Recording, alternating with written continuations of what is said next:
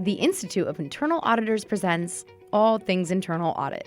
In this episode, Deborah Poulalion and Brian Tremblay unpack the top 3 risks from the 2026 North American Risk in Focus Report: geopolitical uncertainty, digital disruption, and cybersecurity.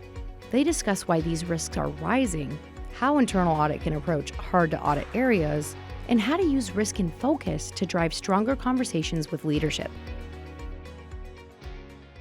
Brian, it is great to be with you today to talk about the project that we've been working on together for many months. So tell me about your involvement as a part of the research committee for the Internal Audit Foundation. Yeah, Deborah, when you reached out to me to participate in this, I quite frankly was ecstatic too, because this is one of the projects that I was involved in contributing to or contributing on as part of CREA, the Committee of Research and Education Advisors that I've sat on for many, many years. This team of dedicated professionals volunteers their time to help solicit ideas for research, review research, and ultimately contribute even after the research is out to providing context to that research. So when you invited me, I had to say yes, and I had to say yes fast so you didn't go somewhere else. Well, I am so glad you're talking with me today. The Internal Audit Foundation is proud to be producing Risk in Focus again this year for the 3rd year in a row globally, and we appreciate your input and the committee members in North America and around the world. So let's get started on a great conversation. As we get started, if you happen to be at a place where you can go ahead and download it now, you can follow along with our graphs and charts in the board briefing. So you would go to the IIA.org Risk in Focus, click on the beautiful button for North America, and just go ahead and download the report and then the board briefing as well. And just a little plug for the board briefing. So this is actually set up like a PowerPoint presentation so that you can use it with your audit committee or your team or anybody else that you want to have a good conversation with about risk. So my job today is the data, and Brian's job is to tell us how this applies to internal auditors. So let's get started with the topic of the year: geopolitical and macroeconomic uncertainty. So one of the key results in North America was that there was a significant increase in this risk level compared to the prior year. If you're following along in the board briefing, this is on slide 8. So the increase was 19 percentage points over the prior year. And to put that in perspective, no other region had a jump in risk that big. 45% of respondents in North America said that geopolitical uncertainty was a top 5 risk for them back in May. So the other part of this to consider is that while CIE said it was one of the highest risks, they rarely said it was one of the 5 areas where they spend the most time and effort. So that could be completely appropriate because you may not be able to spend all your time and effort in this area, but we want to talk about how you do address this risk. So Brian, what is your perspective? So something like this can many times feel very out there, difficult to audit, along the lines of something like, how do you audit corporate culture? But I think there's 2 things that jump to mind for me as it relates to how internal audit can integrate this into the work that they do. So one would be is thinking about how the organization itself would respond if there was something that derived from this uncertainty. So if we think about resilience of the business, do we have liquidity in the event of a government shutdown where maybe we're not getting paid for a period of time? How would it impact our supply chain, and how would it impact our competitors? So thinking about on every audit you do, if maybe these things are in place or there's an opportunity to layer in the impacts of geopolitical risk and uncertainty into the reviews that you're doing. The second place that I would think about would be enterprise risk management. So this is all about risk, and some of our companies have risk management functions formally. So liaising with them very closely to understand what they're doing around this, Or if we don't have the luxury of a risk management function in our company, how can we, as internal audit, help to educate management on what we think might be valuable to do with this topic? And I just wanted to add another piece of information from the survey results. There is a report that combines the results worldwide. If you went to our website and downloaded North America, you might want to go back and go ahead and download the global summary too. There's a report and a board briefing. Survey respondents were different from in different regions for the amount of risk for geopolitical uncertainty. So Europe, Latin America, and North America were almost exactly the same. 45% said that was a top 5 risk for them. But we saw much lower in Africa and Middle East in May. So they were under 30% saying it was a top 5 risk. Asia Pacific was a little higher. And so my takeaway as a person who does a lot of surveys for the IIA is that things change. Right? I know what people said in May, but at this point, this is a rapidly changing area, and that anticipation and response is probably key. What do you think of that, Brian? I do think that there is an opportunity here for internal audit to just help their organizations prepare for uncertainty. Like we were talking about before, just thinking about what they have in place to help to mitigate any risk that maybe is unknown at the moment that could really disrupt the business. So that same would apply for really any of these very big, general, almost unauditable risks. It's just thinking about if they were to happen, how would my organization address it? And if we don't think there's a sufficient response, in our view, as the internal audit team and department, then our job is to raise that to the leadership team and the board if necessary. Very good points. So, going to digital disruption, if you're in your board briefing, you can look at slide 8 again. So, risk has been steadily rising for this area. In the survey, it's described as digital disruption, including AI.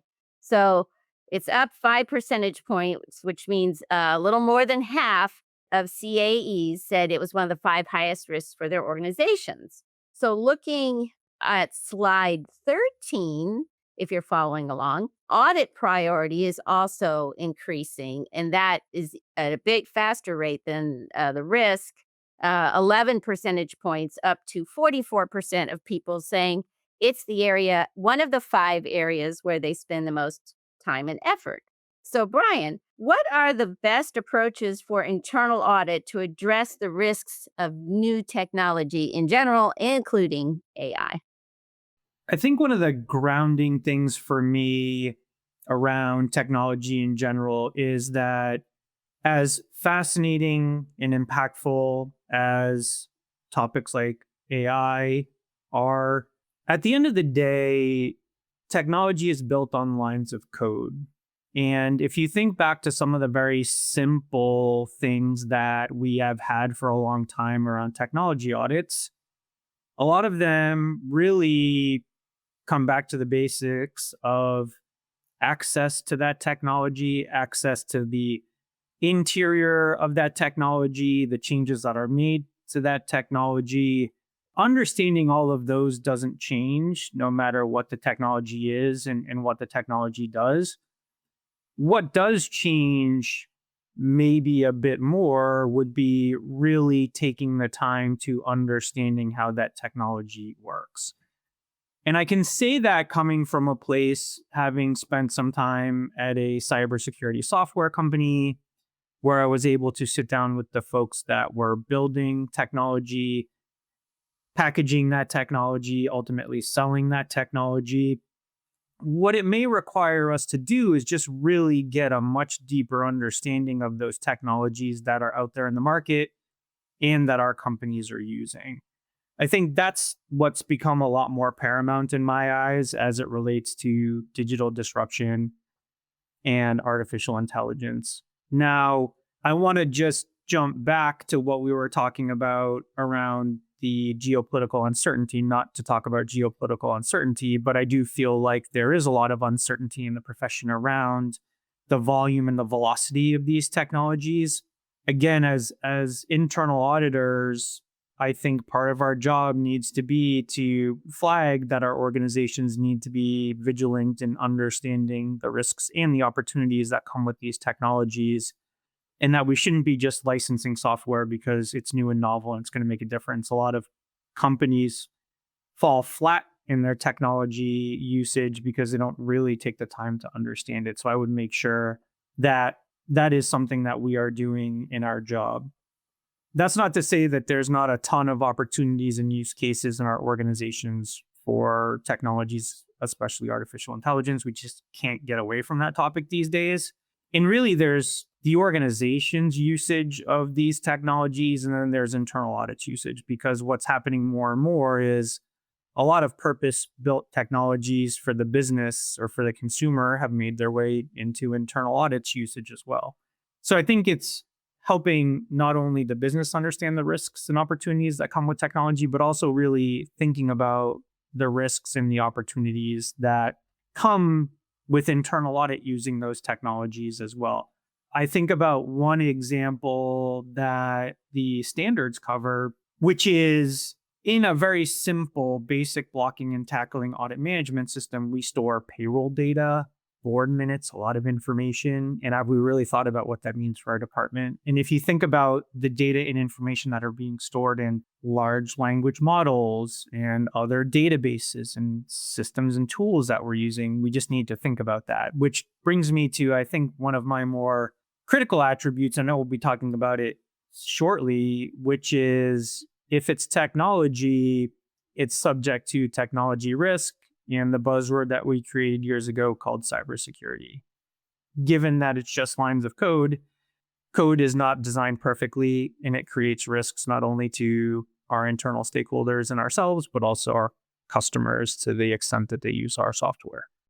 Thank you. That's a very good point. And also reminds me that in the risk and focus reports, we have a lot of discussion about from our roundtables conducted for this research about how organizations are encountering new risks from AI and trying to use AI for organizational opportunities and using AI for internal audit.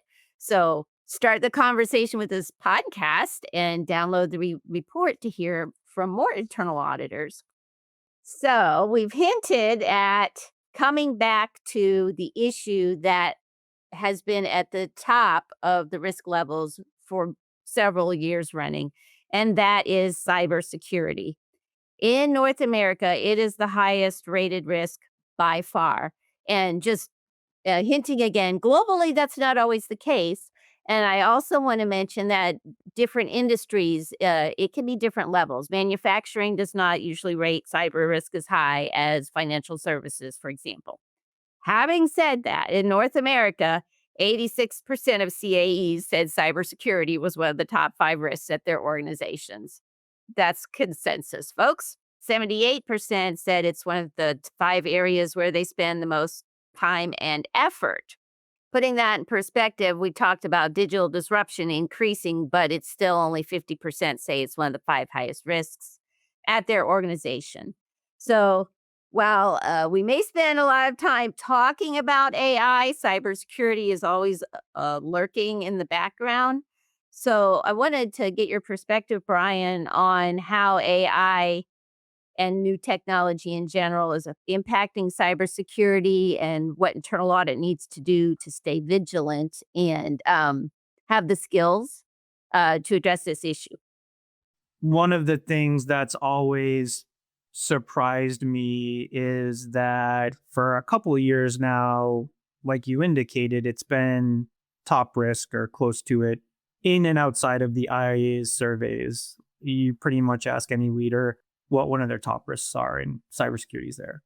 But it feels like it's taken a little bit of a backseat to artificial intelligence and some of the other areas. And at the end of the day, like I alluded to, all of these technologies bring technology risk, also known as cybersecurity, with them.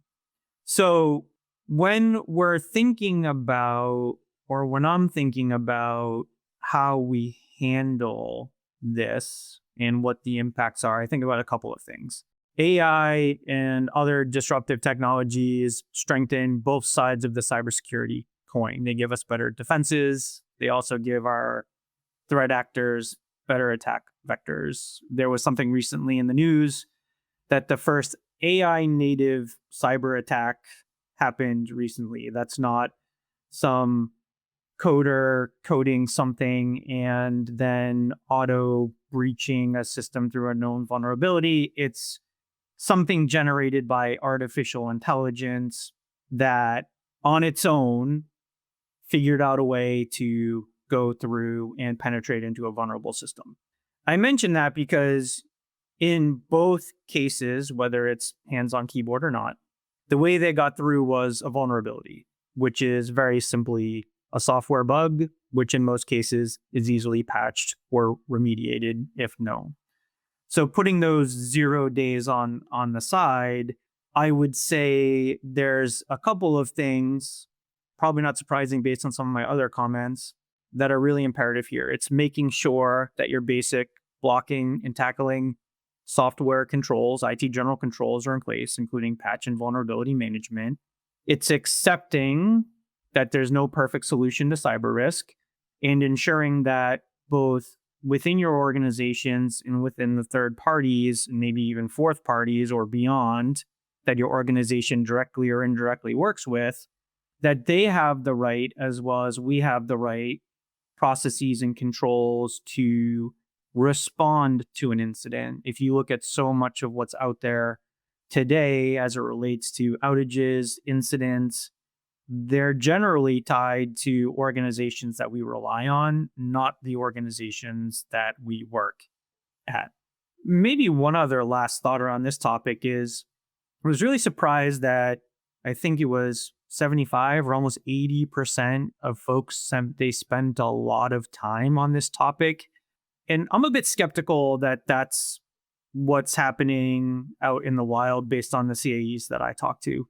Maybe beyond doing a cybersecurity readiness assessment through a standard like NIST or maybe some other governance framework, I really do feel like we can spend a lot more time, like I suggested, around the technology section we just spoke about. This is another area where I think we need to go a little bit deeper than an assessment. We need to understand technology and technology risk. We need to understand the mechanics of how our IT teams and our third parties actually think about, identify, monitor, and mitigate this risk. Brian, I just want to say thank you for sharing your knowledge and experience on these three topics that were raised from Risk and Focus North America. And one thing that really stood out to me is you talked about going deeper and getting a better understanding of the technical side of these technology areas that internal audit needs to review. Do you want to make any final comments for people to remember? Really, the theme is to do any of these topics justice. You have to spend more time with them than maybe you're thinking you need to spend with them. This isn't a standard, maybe more blocking and tackling type engagement that you may go execute, or a topic that every company deals with in a similar manner. These are topics that really deserve a bit of a deeper dive or some expertise, either on your teams or leveraging folks in your organization or third parties or whoever you get specific information on these topics from in your organization. But it's really, I don't think skimming the surface is going to cut it in general, but specifically in these topics, you just have to commit to digging deeper and really understanding it more than maybe historically the profession has. To go along with that, it sounds to me like with that knowledge, thinking very strategically about the impacts on the organization as a whole, which you talked about earlier. Yeah, definitely. Well, I want to encourage everyone again and they to go to the IIA.org /risk in focus, pick your favorite reports, Use them to start a conversation with your stakeholders. Keep following the Internal Audit Foundation for more good quality research about our profession. Brian, it has been a pleasure talking with you today. I really enjoyed doing this, and I appreciate you having me. Fraud is getting trickier, but you can stay ahead. Join us online for the 2026 Fraud Unmasked virtual conference on February 17th. It's one packed day of practical tips, expert insights, and 13 plus CPEs. So save your spot today and register at the IAA.org. If you like this podcast, please subscribe and rate us. You can subscribe wherever you get your podcasts. You can also catch other episodes on YouTube or at the IAA.org. That's THEIIA.org.